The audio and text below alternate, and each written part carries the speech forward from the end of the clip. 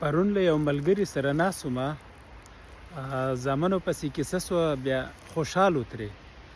خو وایي دلته پیدا سوي دي او اوس زلمیان دي. وایي مور یې بله ورځ ورته وویلې چې ودونه به درته وکړمه وطن کې. وایي هغه هم ویلې چې ټیک د مورې ویې که. بیا وایي هغې ورته جنکۍ وښودې چې دا یوه زما خورزه ده، یعنې د خور لور مې ده، دا بله مې ورېره ده، ستاسو د ماما لور ده.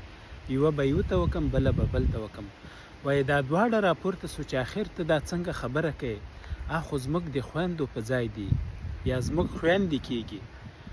نو دا پښتون ملګری په دې دغه ووایي چې دا خبرې دوی ته سکول کې سوي دي که نه، چې مثلا ماما لور سوه، مامازۍ یا ترورزۍ، یعنې د ترور لور یا ترله د تره لور، دا هم یو ډول خویندې کېږي.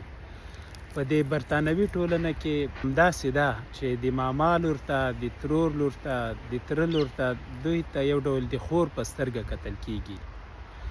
او باور وکړه موږ چې راغلي وو هوټل کې اوسېدلو، ډېر خلک و راسره. د انګریزان به کله چې خبر سو چې یاره دې کس خو د ماما لور سره یا ترور لور سره واده کړی ده، نه به یې منله. وایي څنګه داسې کېدلی سي؟ ځکه وایي دا خو هم یو ډول خور کېږي. نو یعنې دوی کې دغه خپلوي رشتې دومره سپېڅلي دي چې د ماما لور ته هم د خور په سترګه ګوري. خو وطن کې بیا زموږ ملایان پاڅېږي یا دا همدا خلک، نور عادي خلک، وایي ولا انګریزان خور او مور نه پېژني. خو که دلته رښتونی حالت د دوی وګوري چې د ماما لور ته هم د خور په سترګه ګوري. داسې افغانان دي، بس موږ ته به یې دا هم ویل چې روسان خور او مور نه پېژني. ماشومان وو، خو ما کله چې دا روسي ادبیات، روسي داستانونه مطالعه کړه، نو پوه سومه چې روسان د خپلوي رشتو کې څومره سپېڅلي دي.